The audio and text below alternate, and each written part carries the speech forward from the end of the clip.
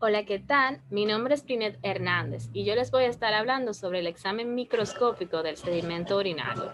Este es la última parte del análisis rutinario de la orina, que tiene como propósito la identificación de elementos formes como son los eritrocitos, leucocitos, células epiteliales, cilindros, bacterias, cristales, mocos, levaduras, parásitos, entre otros.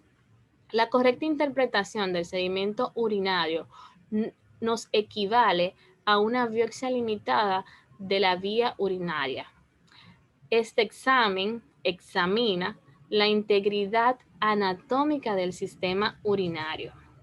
Existen algunas interferencias que nos pueden dar falsos resultados, como son que las muestras que se van a utilizar no sean frescas o que hayan sido conservadas por más de una hora en refrigerador sin ningún tipo de conservante.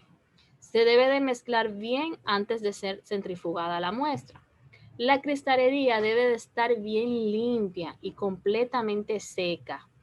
También el portaobjeto y cubreobjeto deben de estar sin rayaduras, ni tener restos de grasas ni de colorantes. Debemos evitar la formación de burbujas al momento de depositar la gota de sedimento en el portaobjeto. El examen del sedimento urinario. La forma en la que se realiza el examen microscópico debe de ser uniforme y debe de incluir la observación de un mínimo de 10 campos microscópicos con un cubreobjeto seco en un lente de 10 para determinar la composición general del sedimento y detectar cilindros presentes. Luego, con un lente de mayor aumento, el lente de 40, se procede a la identificación de las estructuras del sedimento urinario. El sedimento urinario se divide en sedimento organizado y no organizado. En el sedimento organizado vamos a encontrar a los eritrocitos, que normalmente se encuentran ausentes o no más de 1 a 2 por campo en condiciones normales.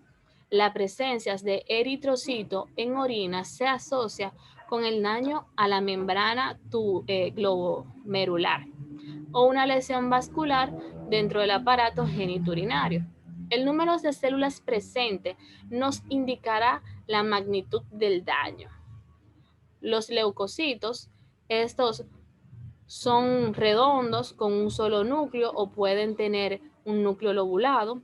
Para diferenciarse de los eritrocitos se utiliza el ácido acético, que hace que los núcleos se vean más visibles o más claros. Con los leucocitos son más grandes que los eritrocitos.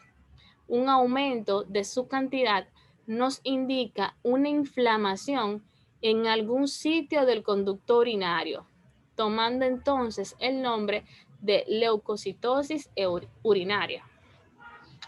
Las células epiteliares, estas no son raras encontrarlas en la orina, porque ellas provienen de los revestimientos del aparato genitourinario, pueden aparecer en gran cantidad debido a la inflamación de cualquier parte del conducto urinario.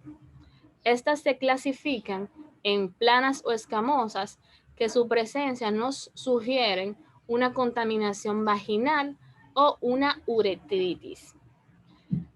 Las de transición, que sugieren una litiasis renal, y las células epiteliales renales o tubulares, que sugieren un daño tubular, una necrosis, una pielonefritis, unas reacciones tóxicas, un rechazo de injerto en otras partes, entre otras.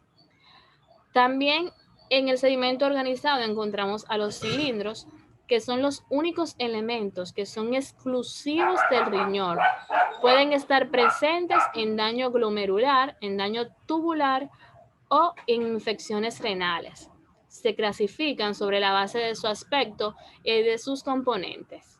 Algunos cilindros que podemos encontrar tenemos los bacterianos, los hialinos, los cilindros serosos, los cilindros de células epiteliales, cilindros grasos y cilindros granulares. Aquí tenemos una imagen microscópica del cilindro hialino en el recuadro A. En el recuadro B tenemos al cilindro granuloso, donde podemos observar sus gránulos. En el recuadro C tenemos el cilindro seroso y en el recuadro D el cilindro hemático. Las bacterias, en la orina normal no debe de contener bacterias si es recogida en condiciones estériles. Para esto debe ser recogida en una sonda. La presencia de bacterias en la muestra es resultado de secreciones vaginales uretrales, genitales externas o por permanecer a temperatura ambiente por algún tiempo prolongado. Su presencia carece de importancia clínica, pero puede ser un indicativo de infección urinaria baja o alta de la familia Enterobacteriaceae.